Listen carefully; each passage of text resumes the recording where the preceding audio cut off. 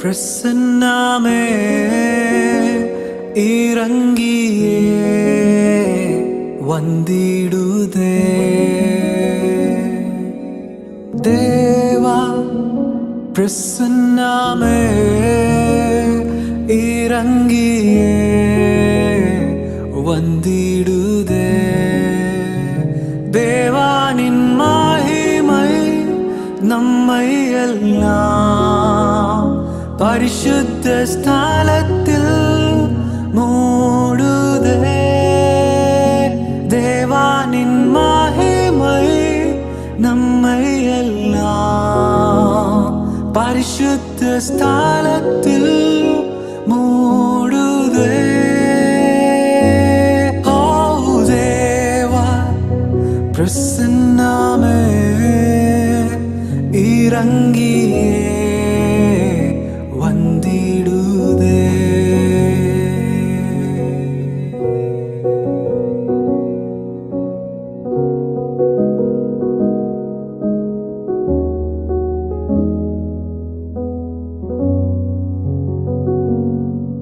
வானத்தின் அபிஷேகமே இன்று நாமுக்குள்ளே நிரம்பி வழியுதே.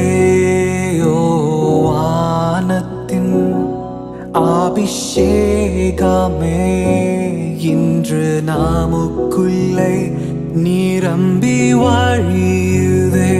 தேவானின் மகிமை நம்மை எல்லாம் பரிசுத்த ஸ்தலத்தில் மூடுதே. தேவானின் மகிமை நம்மை எல்லாம் பரிசுத்த ஸ்தலத்தில் மூடுதே. ஓ தேவா பிரசன்னமே இறங்கியே வந்திடுதே. ஓ தேவா பிரசன்னமே இறங்கியே வந்திடுதே.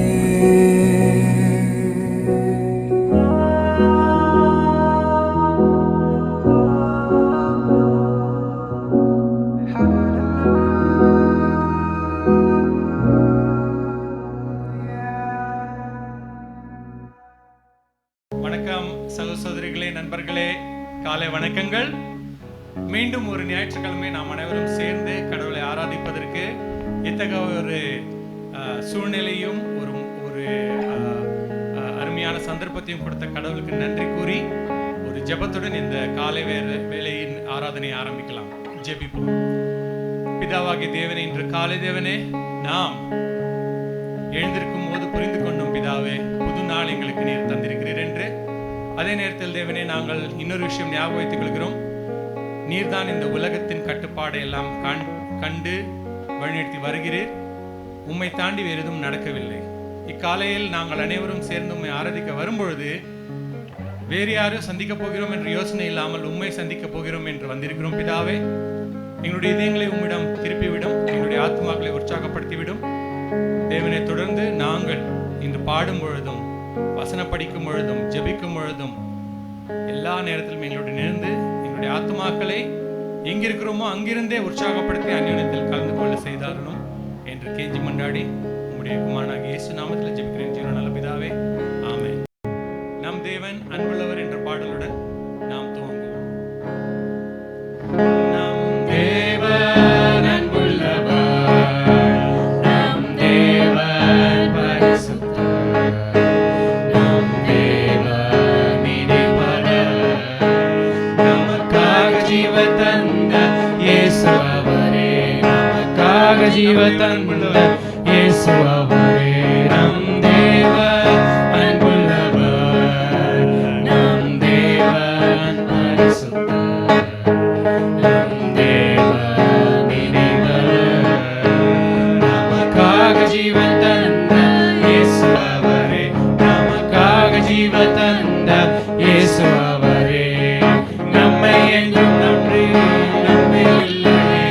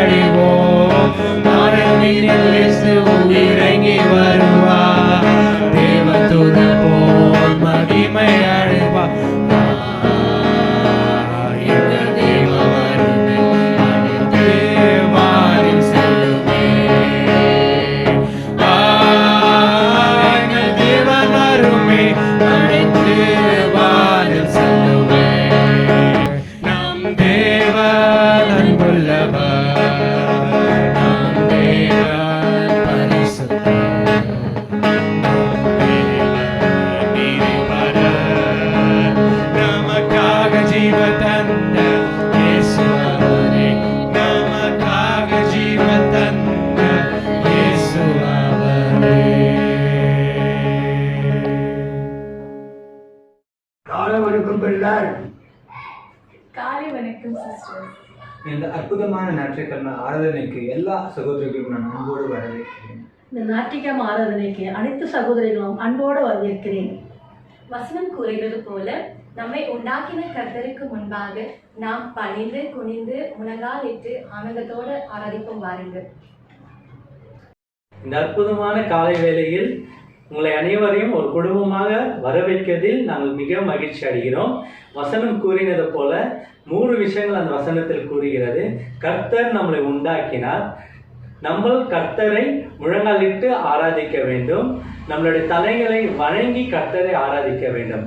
கர்த்தர் நம்மளை உண்டாக்கினார் என்றால் கர்த்தர் உண்டாக்கினது பிறகு நம்மளுக்கு என்ன திட்டங்கள் வைக்க வேண்டும், எந்த நேரத்தில் நம்ம எங்கே இருக்க வேண்டும், நம்மளுக்கு ஒவ்வொரு விஷயங்களும் நம்மளுடைய வாழ்க்கையில் தேவையான ஒவ்வொரு விஷயங்களையும் கர்த்தர் கொடுக்குவதாக இருக்கிறார். உண்டாக்குவது மட்டும் இல்லாமல் கர்த்தர் நம்மளுடைய வாழ்க்கையில் என்னென்ன தேவையாக இருக்கிறது, என்னென்ன தேவை இல்லாமல் இருக்கிறது அவர் அறிந்து நம்மளுடைய வாழ்க்கையை நடத்தி சென்று கொண்டு வருகிறார். இந்த ஞாயிற்றுக்கிழமை ஆராதனையில நாங்கள் ஒவ்வொருத்தரும் ஒவ்வொரு வீட்டில் இருந்தாலும் ஆனால் ஒரே குடும்பமாக நம்ம யாவரும் கர்த்தரை ஆராதிப்பதில் மிக மகிழ்ச்சி அடைகிறேன். நம்மளை உண்டாக்கின கடவுள் எங்களுடைய குடும்பத்திலும் அற்புதமான சில காரியங்களை பண்ணியிருக்கிறார். அது என்னவென்றால், நாங்கள் சபைக்கு வர்றதுக்கு முன்னாடி நாங்கள் விக்கிராராதனையில் வழிபாட்டில் இருந்தோம். அதே போன்று நாங்கள் இயேசு கிறிஸ்து அறியாமல் எங்களை எந்த கடவுள் உண்டாக்கினால் தெரியாமல் நாங்கள் ஒரு விசுவாசத்தோடு வேறு கடவுள்களை ஆராதித்து கொண்டிருந்தோம். ஆனால் வசனம் படித்த பிறகு எங்களுக்கு தெரிய வந்துச்சு யார் உண்மையான கடவுள் என்று. நாங்கள் அனைவரும் இயேசு கிறிஸ்துவை எங்களுடைய இரட்சகராக எடுத்துக்கிட்டோம். ஆனால் எங்களுடைய குடும்பத்தில் பார்க்கும்போது ரொம்ப ஒரு முக்கியமான ஒரு விஷயம் என்னன்னாக்கா, நாங்கள் எப்பவுமே நினைச்சு பார்க்கவில்லை அங்கிள் ஞானஸ்தானம் பெறுவார் என்று. நாங்கள் அதில் ரொம்ப கஷ்டமான ஒரு சூழ்நிலை இருக்கும் போதும் நாங்கள் எப்போதும் நினைச்சு பார்க்க முடியாமல் ஒரு சூழ்நிலை இருந்துச்சு. அங்கிள் என்றும் இயேசு கிறிஸ்துவை நம்ப மாட்டார் என்று. ஆனால் இந்த வருடம் பார்க்கும்போது இயேசு கிறிஸ்துவை அவருடைய இரட்சகராக எடுத்துக்கிட்டு நம்மளுடைய சகோதராக மாறியிருக்கு. அதை குறித்து எனக்கு மிக சந்தோஷமாக இருக்குது. என் குடும்பத்தில் நாங்கள் யாவரும் சபைக்குள்ளவே கல்யாணம் பண்ணிக்கிட்டோம். நாங்கள் யாவரும் வாரத்தில் ஒரு நாள் டிவோ வைக்கிறோம். நாங்கள் அதிலிருந்து கடவுளுடைய வசனத்தை பேசுகிறோம், டிஸ்கஷன் பண்ணுகிறோம். அது மூலியமாக நாங்கள் யாவரும் விசுவாசத்தோடு ஒரே குடும்பமாக ஆராதித்துக் கொண்டிருக்கிறோம். கர்த்தருக்கு மகிமை உண்டாகட்டும். ஆமீன். இந்த ஞாயிற்றுக்கிழமை ஆராதனைக்காக தலை வணங்கி ஜெபிப்போம். கர்த்தாவே, இந்த ஞாயிற்றுக்கிழமை ஆராதனையில் கர்த்தாவே ஜோசப் ப்ரூனோக்காக போதிக்கிறார். கர்த்தாவே, அவரை ஆசீர்வதிங்கள். கர்த்தாவே, ஆண்டவரே, எங்களை யாவரையும் ஆசீர்வதிங்கள். கர்த்தாவே, நீங்கள் கர்த்தர், எங்களை உண்டாக்கின கர்த்தராக இருக்கிறீர்கள். ஆண்டவரே, நீங்கள் எங்களுக்காக எல்லாம் திட்டத்தையும் வைத்துக் கொண்டிருக்கிறீர்கள். கர்த்தாவே, நீங்கள் எங்களை உண்டாக்கினதுக்கு அப்புறம் ஆண்டவரே அப்படியே விட்டு விடாமல் ஆண்டவரே, நாங்கள் காணாம போன ஆளாக இருந்தோம். உங்களுடைய வசனத்து மூலியமாகவும், உங்களுடைய ஜனங்கள் மூலியமாகவும், உங்களுடைய பரிசுத்த ஆவி மூலியமாகவும், உங்களுடைய குமாரன் இயேசு கிறிஸ்து மூலியமாகவும் ஆண்டவரே எங்களை அனைவரையும் ஆண்டவரே எங்களை ரட்சிக்க வைத்ததுக்காக நன்றி. கர்த்தாவே, இதோ இன்று உலகம் சூழ்நிலை ஆண்டவரே மாறிக்கொண்டிருக்கிறது, மாறி இருக்கிறது. கர்த்தாவே, இந்த நேரத்தில் நாங்கள் அனைவரும் ஆண்டவரே எங்களுடைய வீட்டிலிருந்து ஆண்டவரே ஒவ்வொரு ஞாயிற்றுக்கிழமையும் உங்களை ஆராதித்துக் கொண்டிருக்கிறோம். கர்த்தாவே, ஆனால் ஆண்டவரே நாங்கள் யாவரும் ஆண்டவரே ஒரே சகோதரிகளாக இணைந்து ஆராதித்துக் கொண்டிருப்பதை பார்ப்பதில் மிக மகிழ்ச்சி அடைகிறேன். கர்த்தாவே, இதோ இந்த ஞாயிற்றுக்கிழமை ஆராதனை ஆசீர்வதிங்கள்.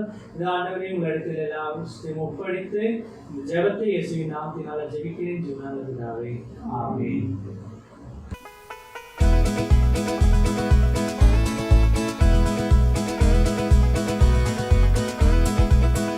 தேவ கிருபை என்றும் உள்ளதே, அவர் கிருபை என்றும் உள்ளதே.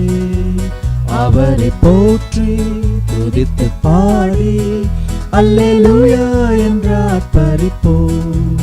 அவரை போற்றி துதித்து பாடி அல்லேலூயா என்று ஆர்ப்பரிப்போம். நெருக்கப்பட்டோம் மடிந்திடாமல் கர்த்தர் தாம் நம்மை காத்ததாலே. நெருக்கப்பட்டோம் மடிந்திடாமல் கர்த்தர் தாம் நம்மை காத்ததாலே. அவர் நல்லவர், அவர் வல்லவர், அவர் கிருபை என்றும் உள்ளதே. அவர் நல்லவர், அவர் வல்லவர், அவர் கிருபை என்றும் உள்ளதே. தேவ கிருபை என்றும் உள்ளதே. அவர் கிருபை என்றும் உள்ளதே. அவரை போற்றி துதித்து பாடி அல்லேலூயா என்று ஆர்ப்பரிப்போம். அவரை போற்றி துதித்து பாடி அல்லேலூயா என்று ஆர்ப்பரிப்போம். சத்துரு சேனை தொடர்ந்து சூழ்கையில் பக்தனாம் தாவீதின் தேவன் நமக்கு. சத்துரு சேனை தொடர்ந்து சூழ்கையில் பக்தனாம் தாவீதின் தேவன் நமக்கு. முன் சென்றாரே அவர் நல்லவர், அவர் கிருபை என்றும் உள்ளதே. முன் சென்றாரே அவர் நல்லவர், அவர் கிருபை என்றும் உள்ளதே. தேவ கிருபை என்றும் உள்ளதே. அவர் கிருபை என்றும் உள்ளதே. அவரை போற்றி துதித்து பாடி அல்லேலூயா என்று ஆர்ப்பரிப்போம். அவரை போற்றி துதித்து பாடி அல்லேலூயா என்று ஆர்ப்பரிப்போம். காரிருள் போன்ற கஷ்டங்கள் வந்தும் பாரினில் அவரின் பாதையின் ஒளியாய். காரிருள் போன்ற கஷ்டங்கள் வந்தும் பாரினில் அவரின் பாதையில் ஒளியாய் என்னை நடத்தினார். அவர் நல்லவர், அவர் கிருபை என்றும் உள்ளதே. என்னை நடத்தினார். அவர் நல்லவர், அவர் கிருபை என்றும் உள்ளதே. தேவ கிருபை என்றும் உள்ளதே. அவர் கிருபை என்றும் உள்ளதே. அவரை போற்றி துதித்து பாடி அல்லேலூயா என்று ஆர்ப்பரிப்போம். அவரை போற்றி துதித்து பாடி அல்லேலூயா என்று ஆர்ப்பரிப்போம்.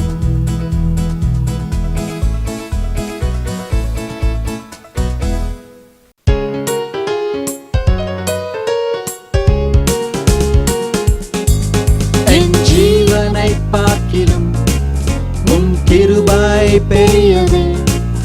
என் உதடுகள் துதித்து போற்றுமே நேசரே. என் ஜீவனை பார்க்கிலும் உம் கிருபை பெரியது. என் உதடுகள் துதித்து போற்றுமே நேசரே. நிரந்தன் தேவன் நிரந்தன் ராஜன் உயர்ந்த அடைக்கலம் கேடகமா. நிரந்தன் தேவன் நிரந்தன் ராஜன் உயர்ந்த அடைக்கலம் கேடகமா. பெரிய காரியம் செய்திடுமே. பெரிய காரியம் செய்திடுமே. பெரிய காரியம் செய்திடுமே. பெரிய காரியம் செய்திடுவே. நான் பாவத்தை நேசித்தேன், தீய வழிகளை நாடினேன். உம் வேதத்தை நேசிக்க என்னை மாற்றி நீ தேவனே. நான் பாவத்தை நேசித்தேன், தீய வழிகளை நாடினேன். உம் வேதத்தை நேசிக்க என்னை மாற்றி நீ தேவனே. நிரந்தன் தேவன் நிரந்தன் ராஜன் உயர்ந்த அடைக்கலம் கேடகமா. நிரந்தன் தேவன் நிரந்தன் ராஜன் உயர்ந்த அடைக்கலம் கேடகமா. பெரிய காரியம் செய்திடுவே. இன்னும் பெரிய காரியம் செய்திடுவே. இன்னும் பெரிய காரியம் செய்திடுவே. இன்னும் பெரிய காரியம் செய்திடுவே. உம் செவியை சாய்க்கின்றீர், என் ஜபத்தை கேட்கின்றீர். என்னை வெளிச்சத்தில் நடத்தியே என் ஜீவனை காக்கின்றீர். உம் செவியை சாய்க்கின்றீர், என் ஜபத்தை கேட்கின்றீர். என்னை வெளிச்சத்தில் நடத்தியே என் ஜீவனை காக்கின்றீர். நிரந்தும் தேவன் நிரந்தன் ராஜன் உயர்ந்த அடைக்கலம் கேடகமா. நிரந்தன் தேவன் நிரந்தன் ராஜன் உயர்ந்த அடைக்கலம் கேடகமா. இன்னும் பெரிய காரியம் செய்திடுவீர். இன்னும் பெரிய காரியம் செய்திடுவீர். இன்னும் பெரிய காரியம் செய்திடுவீர். இன்னும் பெரிய காரியம் செய்திடுவீர்.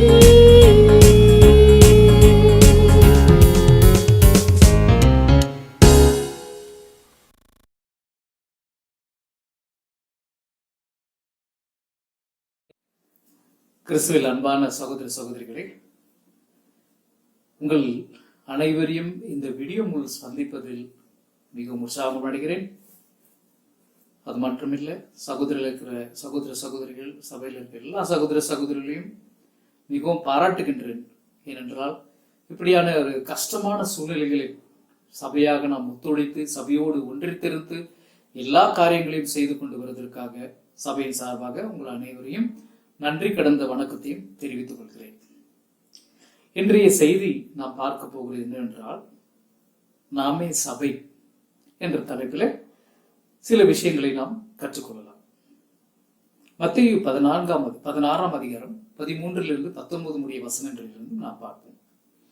பின்பு இயேசு பிலிப்பு செசாரியாவின் திசைகளில் வந்தபோது தம்முடைய சீஷரை நோக்கி, மனுஷகுமாரன் ஆகிய என்னை நீங்கள் யார் என்று சொல்லுகிறீர்கள் என்று கேட்டார். அதற்கு அவர்கள், சிலர் உம்மை யோவான் ஸ்நானன் என்றும், சிலர் எலியா என்றும், வேறு சிலர் எரேமியா அல்லது தீர்க்கதரிசிகளில் ஒருவர் என்றும் சொல்லுகிறார்கள் என்றார்கள். அப்பொழுது அவர், நீங்கள் என்னை யார் என்று சொல்லுகிறீர்கள் என்று கேட்டார். சீமோன் பேதுரு பிரத்யுத்தரமாக, நீர் ஜீவனுள்ள தேவனுடைய குமாரனாகிய கிறிஸ்து என்றார். இயேசு அவனை நோக்கி, யோவானின் குமாரனாகிய சீமோனே, நீ பாக்கியவான். மாம்சமும் இரத்தமும் இதை உனக்கு வெளிப்படுத்தவில்லை, பரலோகத்தில் இருக்கிற என் பிதா இதை உனக்கு வெளிப்படுத்தினார்.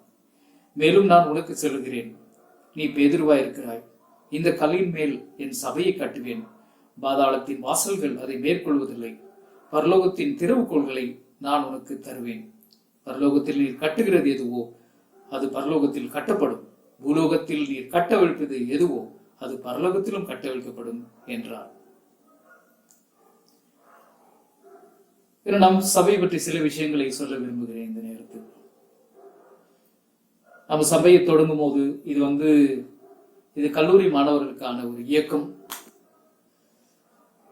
மத நம்பிக்கைகள் மற்றும் பழக்க வழக்கங்களை கொண்டு இருக்கிற ஒரு சபை இது இளைஞருக்காக, யங் பீப்புள் சர்ச், இளைஞருக்காகவே சபைகள், வாலிபர்களுக்கான சபை இது மாத்திரம் அப்படின்னு சொல்லியிருந்தாங்க. இந்த சபையெல்லாம் ஒரு 20 வருஷம் கூட இருக்குமோ என்ன தெரியல அப்படின்னு கூட சொல்லியிருந்தாங்க. ஆனால் கடவுள் இதுவரைக்கும் 41 வருஷமாக நம் சபையை வழிநடத்தி கொண்டு வருகிறார். அது மிகவும் உற்சாகமான விஷயம். நம்ம பாடத்துல முதல் புள்ளிக்கு செல்வோம். இயேசு, நான் என் சபையை கட்டுவேன் என்றார். முதல் குறிப்பு, இது அவருடைய சபை. இது அவருடைய சபை என்கிற வார்த்தை 110 தடவைக்கு மேல் உச்சரிக்கப்பட்டிருக்கிறது. நீங்கள் சென்று யாராவது கேட்டால் சபை என்றால் என்ன அப்படின்னு கேட்கும்போது, சபை என்பது ஒரு கட்டிடம். ஒரு கட்டிடத்தின் மேல் சிலுவை இருக்கும். அந்த கட்டிடத்துக்குள் சென்று ஜெபிப்பார்கள், இதெல்லாம் செய்து கொண்டிருப்பார்கள் என்று சொல்லுவார்கள். சபை என்ற வார்த்தை எங்கிருந்து வந்தது? இது ஆங்கிலேயர்கள் மற்றும் ஜெர்மனில வார்த்தைகளில கிர்ச்சே என்று சொல்லிக் கொண்டு வந்தார்கள். ஸ்காட்லாந்துல பாத்தீங்கன்னா கிர்க் என்று சொல்லிக் கொண்டு வந்தார்கள். கிரேக்கர்கள் இதை குரியாகோஸ் என்று இதை உச்சரித்துக் கொண்டு வந்தார்கள். இதனுடைய அர்த்தம் நமக்கு தெரியும், சர்ச், சபை.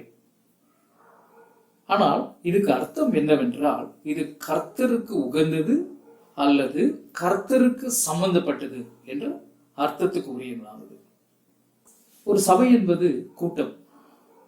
தேவன் இந்த கூட்டத்தை ஒன்றாக சந்திக்க வேண்டும் என்று விரும்புகிறார். அவர் யாரையுமே தனிமையாக இருப்பதற்கு விரும்புவதில்லை. யாருமே அவர் ஐசோலேட்டா இருப்பதற்கு அவர் விரும்புவதில்லை.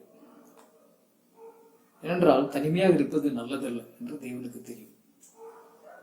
நீதிமொழிகள் 18ஆம் அதிகாரம் 1ஆம் வசனத்திலே பார்த்திருக்கிறானால், பிரிந்து போகிறவன் தன் இச்சையின்படி செய்ய பார்க்கிறான், எல்லா ஞானத்திலும் தலையிட்டுக் கொடுக்கிறான். பிரிந்து போய் தனிமையா இருக்கிறது கர்த்தருக்கு நல்லதல்ல. நாம் தனிமையானவர்களா இருக்க முடியாது. நம்ம எதுக்கும் ஒரு விஷயத்துக்கு சொந்தமானவர்கள். உதாரணத்துக்கு ஒரு ஐலண்டுன்னு பாத்தீங்கன்னா, அந்த ஐலண்டு ஒரு நாட்டுக்கோ ஒரு கண்டத்துக்கோ ஒரு சொந்தமானதா இருக்கும். அதே போலதான் சபையில இருக்கிற ஒரு அங்கத்தினர் அவனது ஒரு பெரிய சபைக்கு ஒரு பங்குதாரராக இருக்கிறான். அதனால பிரிந்து போகிறதோ இல்ல தனிமையில் இருப்பதோ கடவுளுக்கு பிடிக்காத விஷயம். நாம் தனிமையை குணப்படுத்திக் கொள்ள வேண்டும் என்றால் இப்படியான கடவுளால் ஆயத்த பண்ணப்பட்டு கூட்டத்துக்குள் வர வேண்டும். அப்பொழுது அந்த தனிமைக்கு விடுதலை கிடைக்கும். அந்த தனிமையில் நாம் குணமடைவோம். மனிதர்கள் தனிமையாக வாழ முடியாது. ஏதோ ஒரு விதத்துல ஒருத்தருக்கு ஒருத்தர் உதவி தேவையாக இருக்கிறபடினால ஒருத்தர் சார்ந்து ஒருத்தர் மேல் டிபெண்ட் ஆயிருக்கிறது தான் மனிதனுடைய வாழ்க்கை. தனிமையா இருந்து எதுவுமே செய்ய முடியாது மனுஷன். தனிமையா இருந்து எல்லாத்தையுமே மேனேஜ் பண்ண முடியாது. தனிமையா இருந்து நிறைய காரியங்களை சாதிக்க முடியாது. அது ஒன்றித்து கூட்டமா இருக்கும் போது கடவுளுக்கும் பிடிச்சமான இருக்கிறது. நமக்கு தெரியும் 2 அல்லது 3 பேர் யாரெல்லாம் ஒன்றா சேர்க்கல அவங்க சபை உருவாகுது, அங்கே சபை இருக்கிறது என்று நாம் கேட்கலாம். நான் எத்தனை முறை கூடியிருக்க வேண்டும் அப்படின்னு கேட்கலாம். அது ஒரு தவறான கேள்வி. அதை விட்டுட்டு நம்ம இப்படி கேட்கலாம், நான் எத்தனை முறை கூடியிருக்க முடியும் அப்படின்னு சொல்லிட்டு. ஏன்னா சபை கூடி வருதலுக்கு நாம் விருப்பப்படுறது ரொம்ப ரொம்ப ஒரு சந்தோஷமான விஷயம், முக்கியமான விஷயம். எபிரேயர் 10:24-25 சொல்றது போல, மேலும் அன்புக்கும் நற்கிரியைகளுக்கும் நாம் ஏவப்படும்படி ஒருவரை கவனித்து சபை கூடுவதில் சிறு விட்டு வருவது போல நாமும் விட்டு விடாமல் ஒருவரை புத்தி சொல்ல கடுவோம். நாளானது சமீபிக்கிறது எவ்வளவாய் பார்க்கிறீர்களோ அவ்வளவாய் புத்தி சொல்ல வேண்டும்.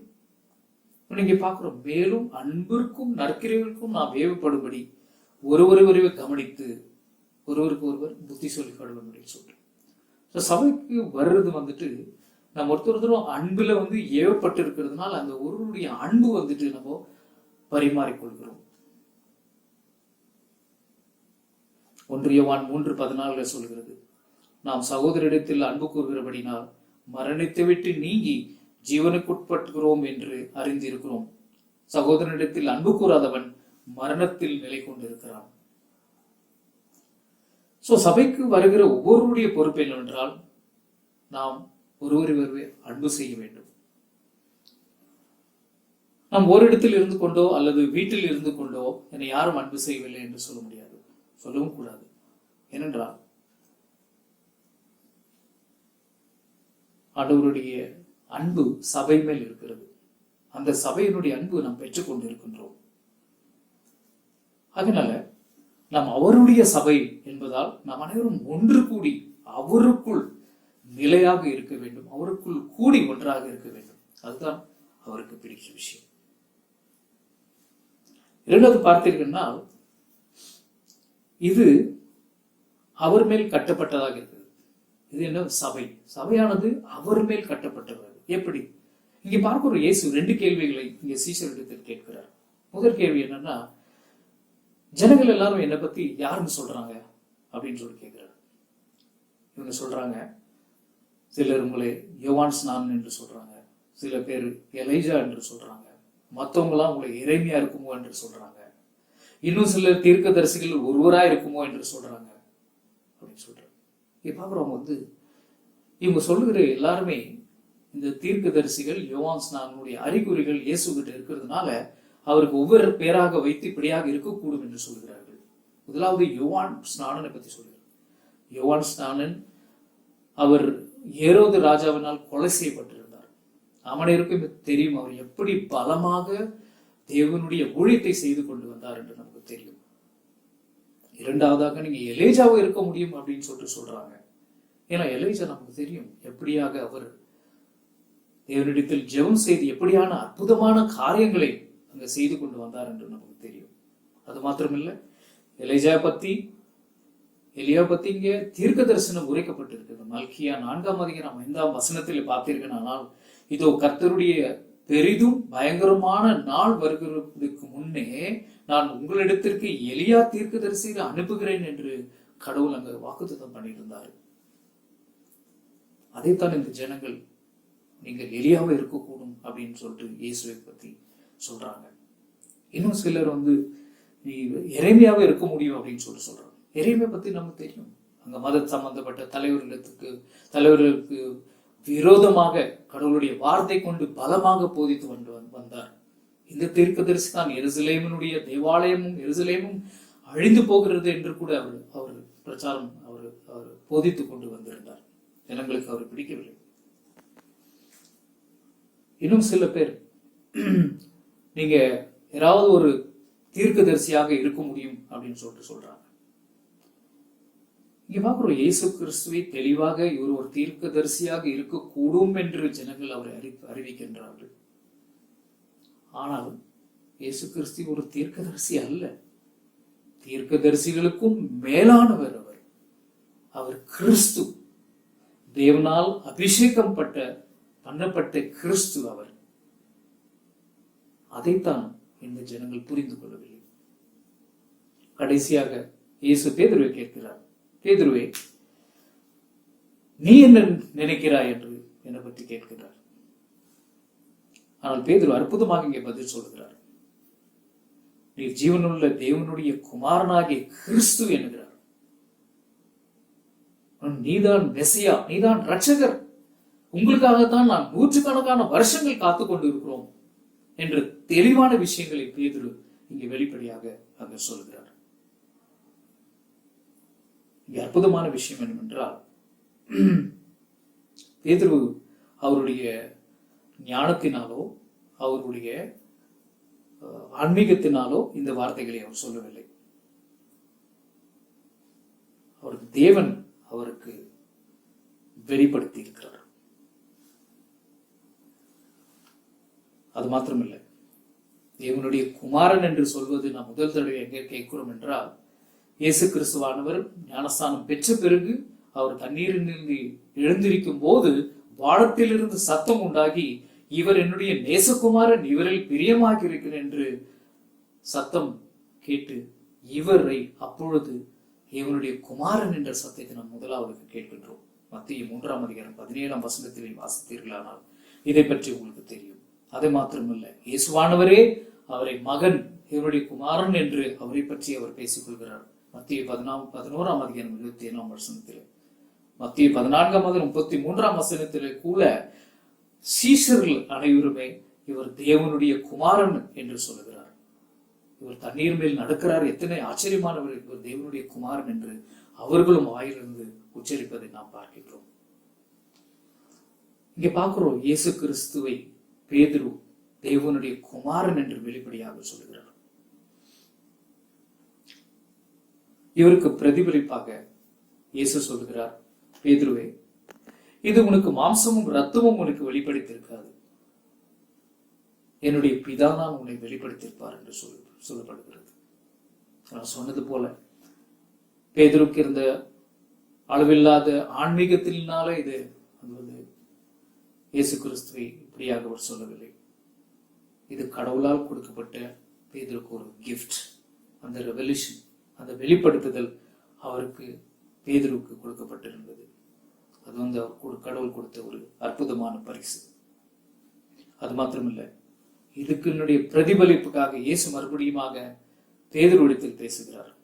பேதுருவே, இந்த கல்லின் மேல் நான் என்னுடைய சபையை கட்டுவேன் என்று எழுதுகிறார். பேதுரு ஒன்று சிறு பாறை போல, ஆனால் இயேசுவோ மலை போலான பாறை, மலை போலான கல், அதன் மேல் அவருடைய சபையை கட்டுவேன் என்று இங்கே பார்க்குறுதிகளை சொல்கிறார். 1 கொரிந்தியர் 3ஆம் அதிகாரம் 11ஆம் வசனத்தில் சொல்லுகிறோம், போடப்பட்டுகிற அஸ்திவாரமாகிய இயேசு கிறிஸ்துவை அல்லாமல் வேறு அஸ்திவாரத்தை போட ஒருவனாலும் கூடாது.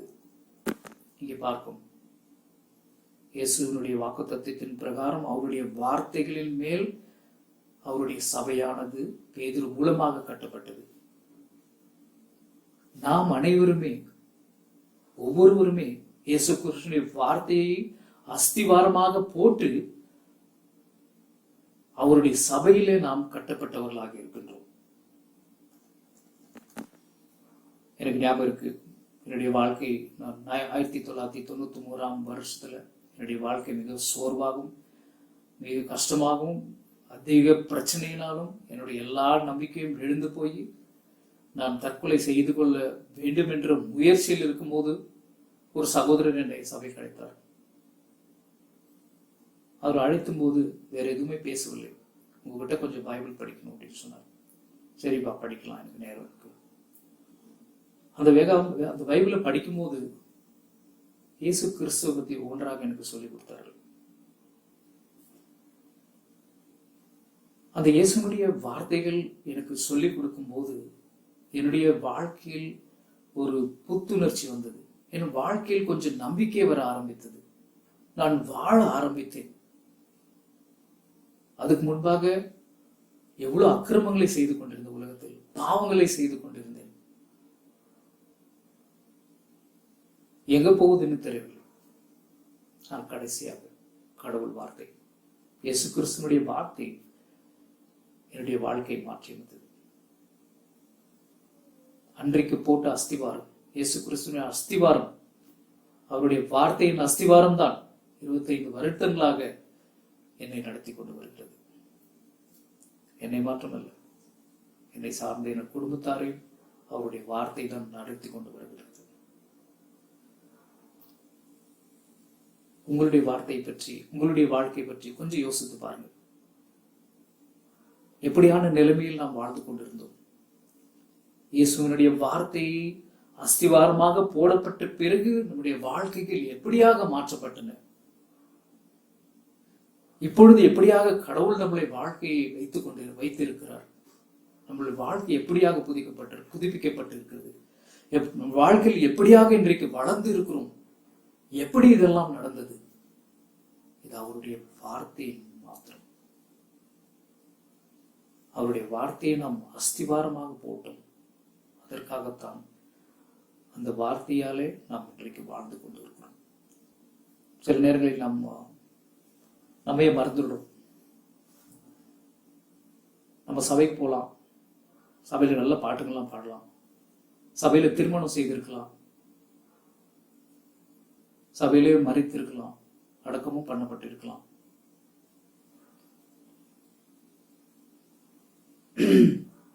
பட் நாம் நம்மளோட ஆழமான மன உறுதியிலே இயேசுவே ரட்சகர், இயேசுவே கிறிஸ்து, இவர் தேவனுடைய குமாரன் என்று நம்ம ஆழத்திலிருந்து, நம் மனதிலிருந்து சொல்லி அப்படியாக வாழவில்லை என்றால்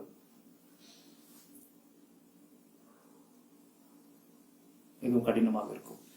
பவுல் தீமோத்தேயுக்கு இப்படியாக சொல்லுகிறார், தேவ பக்தியின் வேஷத்தை தரித்து அதன் பலனை மறுதேவர்களாகியும் இருப்பார்கள். இப்படிப்பட்டவர்களை நீ விட்டு விலகு. தேவ பக்தி நமக்கு இருப்பது எவ்வளவு முக்கியமா இருக்கின்றது. நம் தேவ பக்தியை தரித்து கொண்டு அதை மறிதலிக்காம நம்முடைய வாழ்க்கை நடத்திட்டு தேவ பக்தியோடு வாழ்வது மிக மிக அவசியம். இப்படியாக தேவ பக்தியில நம்ம இருந்து வாழணும் அப்படின்னு சொன்னா பாத்தீங்கன்னா நமக்கான நண்பர்கள் தேவை. நமக்கு 3 நண்பர்கள் நமக்கு வேணும் வாழ்க்கை. ஒருத்தர் நம்மளை வழிநடத்துகிறவர், இரண்டாவது நம்ம கீழ் விழும்போது நம்மை உற்சாகப்படுத்துகிறவர், என்கரேஜ் பண்றோம். மூன்றாவது பாத்தீங்கன்னா நாம யாருக்கோ உதவி செய்துட்டு இருக்கோம், அப்படியான ஒரு நபரும் நம்மளுடைய வாழ்க்கையில் இருக்கும். நம்ம தெரிஞ்சதெல்லாம் அவருக்கு சொல்லிக் கொடுக்கணும், அவரும் வளர்கிறார். இப்படி 3 நபர்கள், 3 நண்பர்கள் நம்முடைய வாழ்க்கையில் இருக்க வேண்டும்.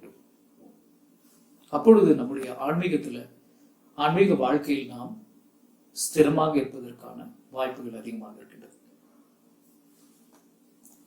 நம் வாழ்க்கையில் இந்த 3 நபர்கள் யார்? அப்படி இல்லைன்னா நம்ம இந்த 3 நபர்களை நம்ம ஆயத்தப்படுத்தி இந்த 3 நண்பர்களை நம்ம ஃப்ரெண்ட்ஷிப் வச்சுக்கலாம். 3 நண்பர்கள் யார்?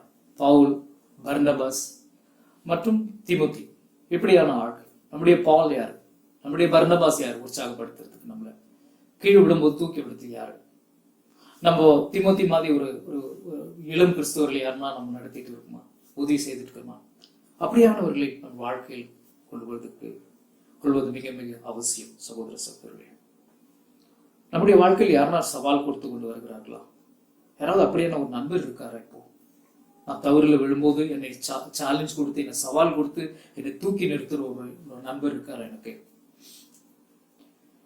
எனக்குன்னு ஒரு என்கரேஜர் இருக்காரா? என் வாழ்க்கையில சோர்வடையும் போது நான் மனசுல இருக்கிறது பேசும்போது தூக்கி நிறுத்துறதுக்காக ஒரு நண்பர் இருக்காரா அப்படின்னு சொல்லிட்டு நம்மளை பார்க்கலாம். சகோதர சகோதரிகளே, சபை என்பது ஒரு உலகத்திலிருந்து பிரித்தெடுக்கப்பட்ட ஒரு வித்தியாசமான ஒரு கூட்டம். இந்த கூட்டம் சாதாரண கூட்டம் அல்ல. இந்த கூட்டம் இயேசுவனுடைய மன உறுதியினால கட்டப்பட்டு இருக்கிற ஒரு கூட்டம். இயேசுவனுடைய மன உறுதியை கொண்டு வார்த்தைகள் நிமித்தம் நடந்து கொண்டு இருக்கிற ஒரு கூட்டம். இந்த கூட்டம், இந்த சபையானது இயேசுவனுடைய வார்த்தையில் அஸ்திவாரமாக போட்டு அதன் மேல் கட்டப்பட்ட ஒரு இடமாக இருக்கின்றது. இது ஆண்டவருடைய வார்த்தைகளினால கட்டப்பட்டதுனால ஒரு கேள்விக்குறி என்னவென்றால், இந்த வார்த்தைகளை நாம் வாழ்க்கையில் போட்ட நடைமுறைகளில் எப்படியாக செயல்படுறது, அது ரொம்ப முக்கியமாக இருக்கின்றது.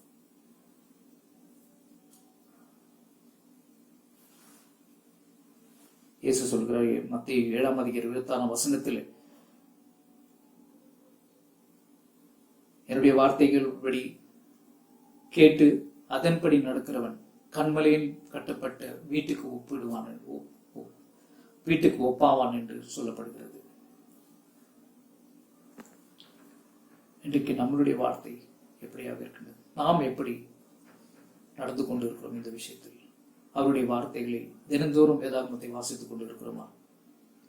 அது எப்படியாக போட வேண்டும் என்று யோசித்துக் கொண்டிருக்கிறோம் நம்முடைய வாழ்க்கையில்?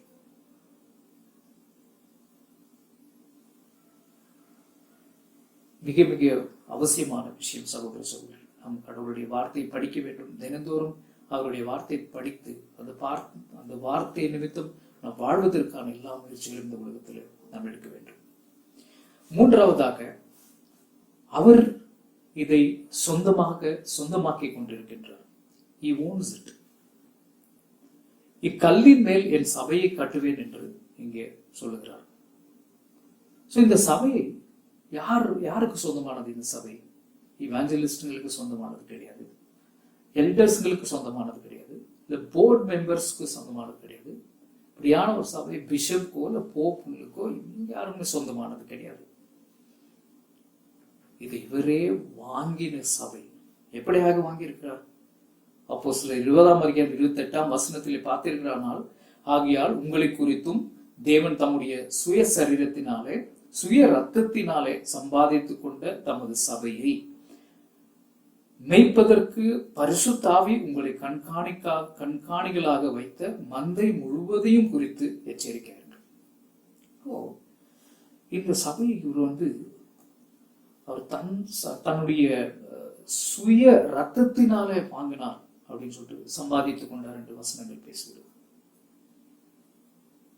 இது அவருடைய சபை. அவர் இதை ஓன் பண்றார் முழுமையாக. சில நேரங்களில் நம்ம சுயநலமாக யோசிப்போம். சபை நான் எப்படி யோசிக்கிறனோ அப்படி சென்றால் நல்லா இருக்கும் அப்படின்னு சொல்லிட்டு யோசிப்போம். நம்ம இப்படி இருந்தா சபை நல்லா இருக்கும், அது செய்தா சபை நல்லா இருக்கும், இதுதான் எனக்கு தேவை சபைக்குள்ள, அப்படி நடந்தா நல்லா போனா நல்லா இருக்கும், இந்த பாட்டுகள்லாம் இப்படி இருந்தா நல்லா இருக்கும், போதகம் இப்படி இருந்தா நல்லா இருக்கும், இந்த சில ஆக்டிவிட்டிஸ் எனக்கு செய்தா நல்லா இருக்கும், என்னுடைய குழந்தைகளை இப்படியாக நடத்தி கொண்டு போனா நல்லா இருக்கும், என்னுடைய திருமண வாழ்க்கை இப்படி நடத்தி கொண்டு போனா சபை நல்லா இருக்கும் அப்படின்னு சொல்லிட்டு சுயமா நம்ம அநேக விஷயங்களை யோசித்து சபையை தூரத்திலிருந்து பார்த்து நம்ம சபையை இவாலுவேட் பண்ணிட்டு இருக்கலாம், இல்லை ஆராய்ந்து பார்த்து கொண்டு இருக்கலாம். இல்லை. சங்கீதம் 139 அதிகாரம் 23 வசனத்திலே சங்கீதக்காரன் இப்படியாக சொல்லுகிறான், தேவனே என்னை ஆராய்ந்து என் இருதயத்தை அறிந்து கொள்ளும், என்னை சோதித்து என் சிந்தனைகளை அறிந்து கொள்ளும். தேவனை உண்டாக்கும் வழி என்னிடத்தில் உண்டோ என்று பார்த்து நித்திய வழியிலே என்னை நடத்தும் என்று சொல்கிறார். நீங்க பார்க்கிற சங்கீதக்காரன் என் இருதயத்தை அறிந்து கொள்ளும், என்னை சோதித்து என் சிந்தனைகளை அறிந்து கொள்ளும் சொல்ற. வேதனை உண்டாக்கும் வழி என்னிடத்தில் உண்டோ என்று பார்த்து நித்திய வழியிலே என்னை நடத்தும்.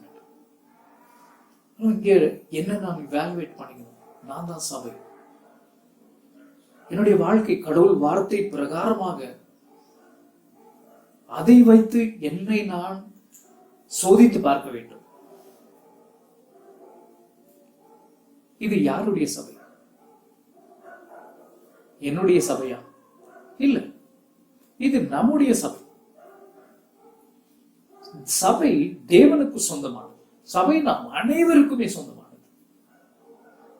ஏனென்றால் கிறிஸ்துவானவர் நமக்கு சொந்தவராக, சபையானது நாம் அனைவருக்குமே சொந்தமானது. அதைத்தான் 1 தெசலோனிக்கர் 1 அதிகாரம் 1 சொல்லப்படும். இது தேவனுடைய சபை என்று. இது தேவனுக்கு சொந்தமான சபையும் கூட சொல்லப்படுகிறது.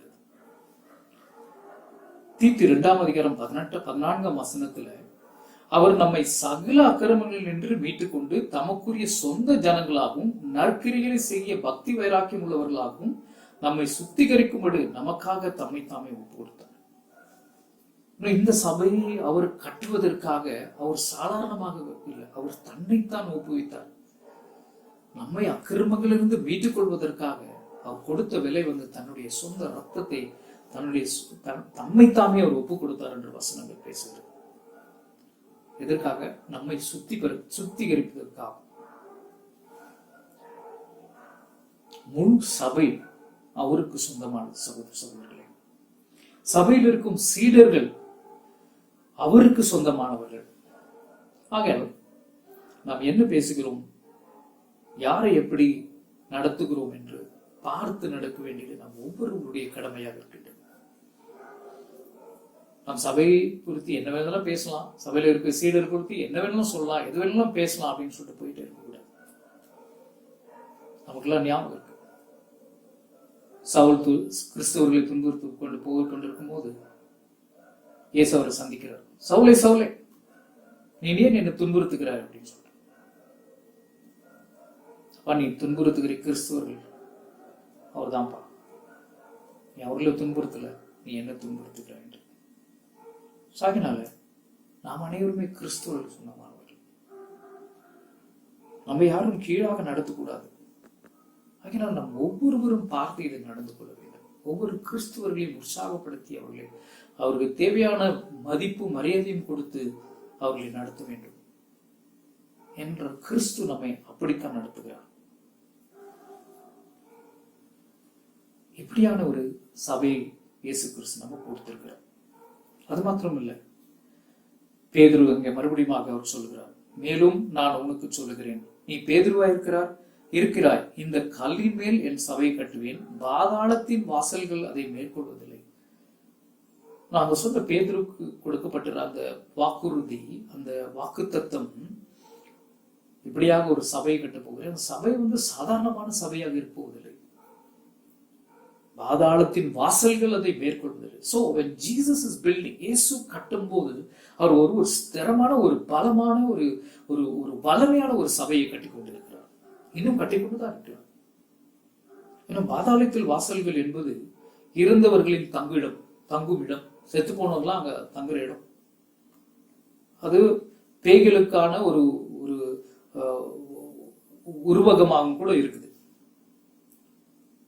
இங்க பார்க்கிறோம் இயேசுனுடைய வார்த்தைகள் எவ்வளவு உறுதியா இருக்குதுன்னா, அவர் மரணத்தை வென்று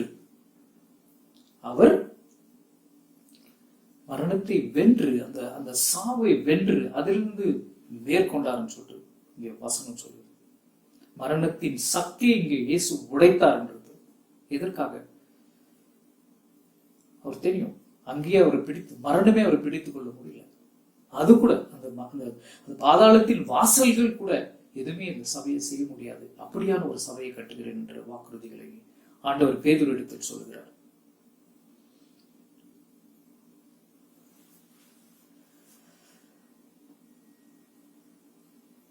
இந்த திருச்சபையானது தீமைகளின் சக்திகளால் மீண்டும் மீண்டும் தாக்குதல்கள் தாங்கிக் கொண்டுதான் வந்து கொண்டே இருக்கும். ஆனால் அதே வேளையில் இயேசு இந்த சபைக்காக இறுதி வரைக்கும் அவர் போராடி கொண்டு தான் இருப்பார். இறுதி வரைக்கும் ஒரு சபை, ஏன்னா அவர் கட்டப்பட்ட சபை, அதுக்காக போராடி கொண்டே இருப்பார். 1 கொரிந்தியர் 15:23 சொல்லப்படுவது போல எல்லா சத்துருக்களையும் தமது பாதத்திற்கு கீழாக்கி போடும் வரைக்கும் அவர் ஆளுகை செய்ய வேண்டியது என்று சொல்லப்படுகிறது. எல்லா சத்துருக்களையும் ஒரு கீழாக்கி போடும் வரைக்கும் அவர் சபையை பாதுகாத்துக் கொண்டிருப்பார். அவர் சபையை வழிநடத்திக் கொண்டிருப்பார். ஏனென்றால் அவருடைய சபை அது பலமான சபையா இருக்கிறது. சகோதர சகோதரி, இந்த வார்த்தைகளை கண்டு நாம் உற்சாகம் அடைய வேண்டும். இப்படியான சபை ஆண்டவராக இயேசு கிறிஸ்து நமக்கு கொடுத்திருக்கிறார். எவ்வளவு சந்தோஷமான விஷயம் அல்லவா? ஆகையினால நாம் அவருடைய சபை, அவருடைய சொந்தமான சபையில் இருப்பதற்காக மிக மிக சந்தோஷமாக இருக்க வேண்டும். ஆமீன். இந்த நேரத்தில் நாம் திரு விருந்தில் கலந்து கொள்ள போகிறோம். இந்த நேரத்தில் நாம் தீத்து 2ஆம் அதிகாரம் 14ஆம் வசனத்தில் மறுபடியுமாக நாம் வாசிப்போம். அவர் நம்மை சகல அக்கிரமங்களில் நின்று மீட்டுக் கொண்டு தமக்குரிய சொந்த ஜனங்களாகவும் நற்கிரியைகளை செய்ய பக்தி வைராக்கியம் உள்ளவர்களாகவும் நம்மை சுத்திகரிக்கும்படி நமக்காக தம்மை தாமே ஒப்பு கொடுத்தார். உங்களையும் என்னையும் ஆண்டவர் ரட்சித்துக் கொள்வதற்காக அவர் மிகுந்த விலையை செலுத்தி இருக்கிறார். நம்மை வாங்குவதற்காக அவருடைய சொந்த இரத்தத்தையே அவர் கொடுத்து நம்மை வாங்கி இருக்கிறார். அது விலை மதிக்கப்படாத ஒரு விஷயமாக இருக்குது. சகோதர சகோதரிகளே, இப்படி விலை மதிக்கப்படாத இரத்தத்தினால் தெளிக்கப்பட்டு நான் புதுப்பிக்கப்பட்ட மனுஷனாக இருக்கும்போது எப்படியான வாழ்க்கை நான் வாழ்ந்து கொண்டு இருக்கிறேன் என்று சற்று நாம் யோசித்து பார்க்க வேண்டும். நம்முடைய வாழ்க்கை ஒரு சில வினாடிகள் நாம் தியானிப்போம். அப்பத்துக்காகவும் திராட்சரசத்துக்காகவும் ஜெபிப்போம்.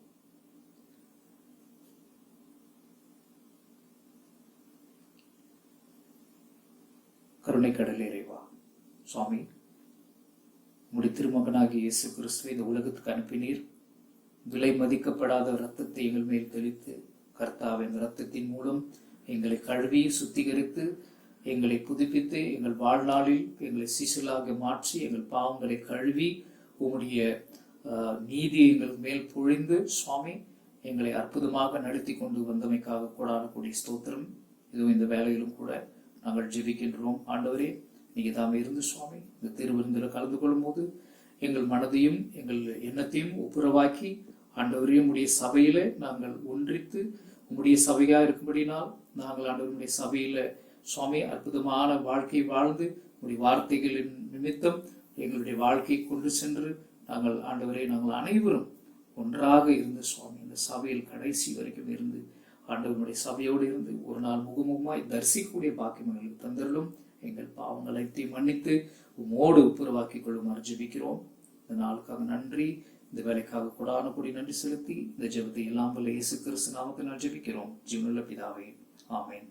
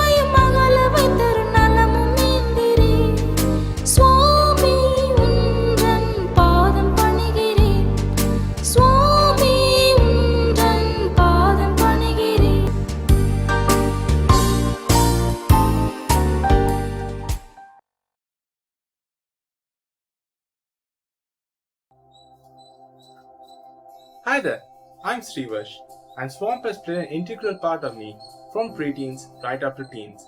It has taught me to be myself, to make friends with people within India, and most importantly, to lose my voice. Well, unfortunately, it looks like Swamp isn't gonna happen this year.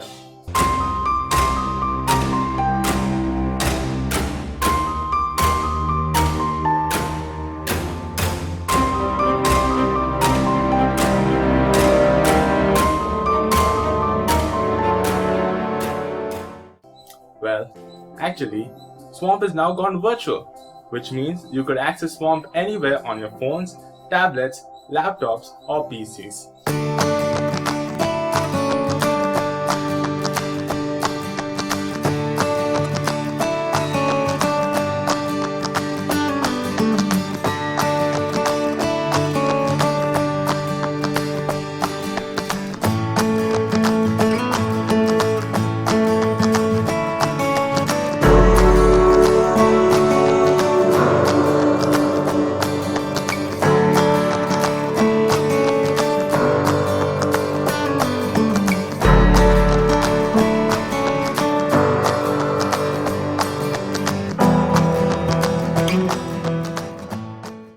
And I've had the privilege to be part of the Swamp Virtual Camp's pilot batch. During the pilot batch, I made friends and I made connections with people, not just within India, but all across the globe. We played virtual games, challenges, and had fun cabin times. And most importantly, the lessons, in which I learned to have one-on-one friendship with our Heavenly Father. I'm excited about this, and I urge every one of you to go to the Swamp Virtual Camp website and register yourselves as soon as possible, because I do know that none of you would want to miss this exciting opportunity.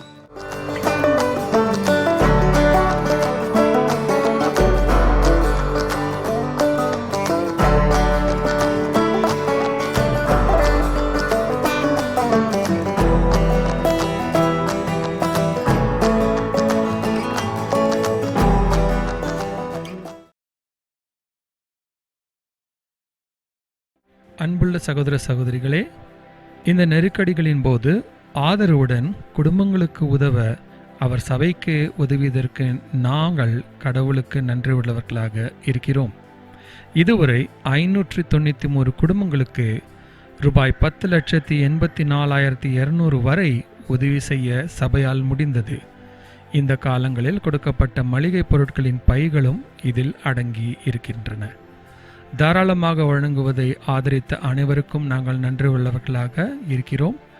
அது முடிந்தவரை தொடரும் என்று நம்புகிறோம். நன்றி.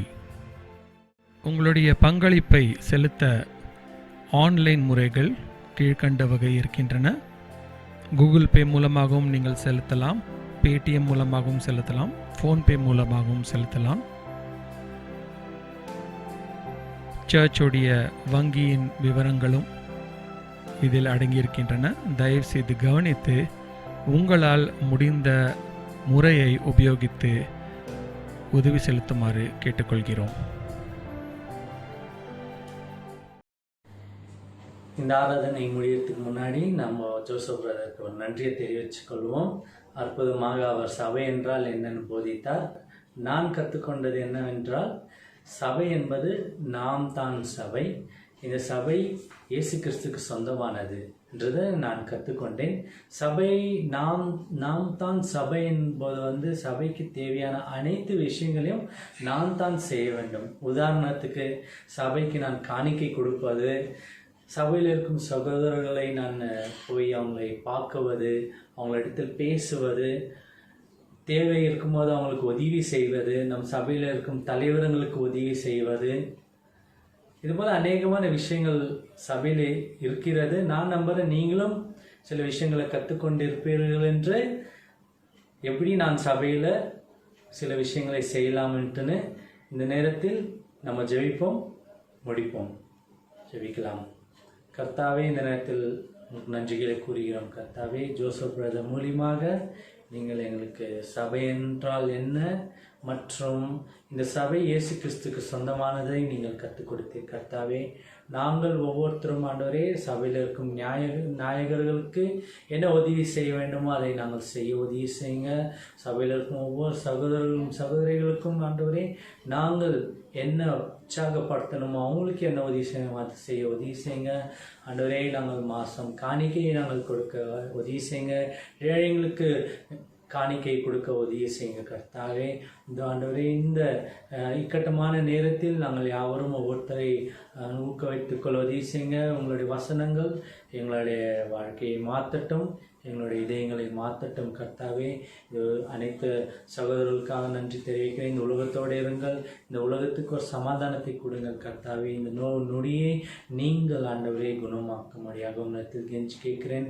இதுவரைக்கும் எல்லாம் சகோதரர்களும் சகோதரிகளையும் நீங்கள் பாதுகாத்து கொண்டு வருவதற்காக நன்றி. தொடர்ந்து பாதுகாத்து வாங்கள். சபையில் இருக்கும் ஆண்டவரே பணம் பிரச்சனையாகட்டும், அநேகமான குடும்பத்தில் இருக்கும் பண பிரச்சனையாகட்டும், நீங்கள் பூர்த்தி செய்யுங்கள் கர்த்தாவே. இந்த நேரத்தில் இந்த ஜெபத்தை இயேசுவின் நாமத்தினால் ஜெபிக்கிறேன் ஜீவனுள்ள பிதாவே, ஆமென்.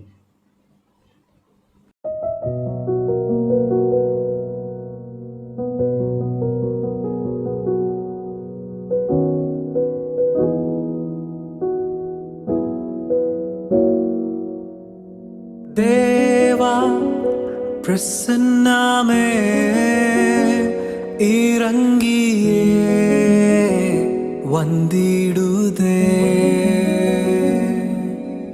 தேவா பிரசன்னமே இறங்கியே வந்திடுதே. தேவானின் மகிமை நம்மை எல்லாம் பரிசுத்த ஸ்தலத்தில் மூடுதே.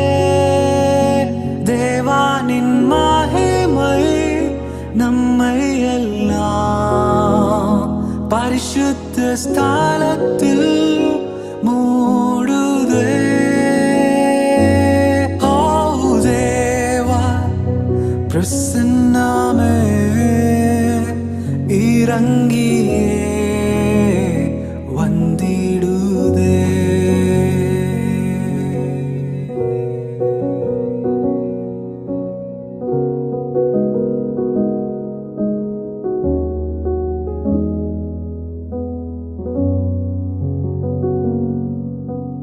தேவனின் நல்ல தூதர்கள் நம்மை சுற்றிலும் இங்கு நிற்கிறார். தேவனின் நல்ல தூதர்கள் நம்மை சுற்றிலும் இங்கு நிற்கிறார். தேவானின் மகிமை நம்மை எல்லாம் பரிசுத்த ஸ்தலத்தில் மூடுதே. தேவானின் மகிமை நம்மை எல்லாம் பரிசுத்த ஸ்தலத்தில் மூடுதே. ஓ தேவா பிரசன்னமே இறங்கியே வந்திடுதே.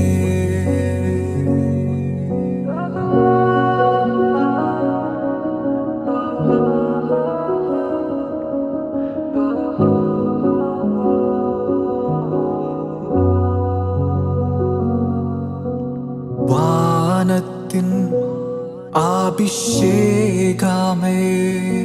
இன்று நாமுக்குள்ளே நிரம்பி வழியுதே.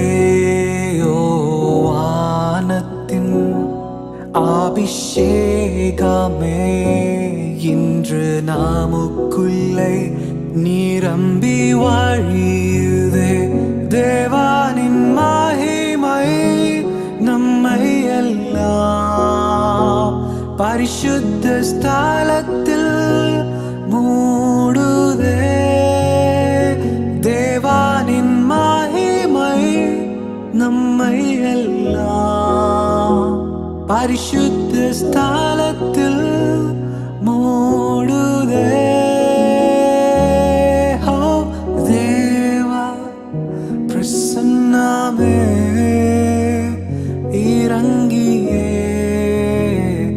வந்திடுதே.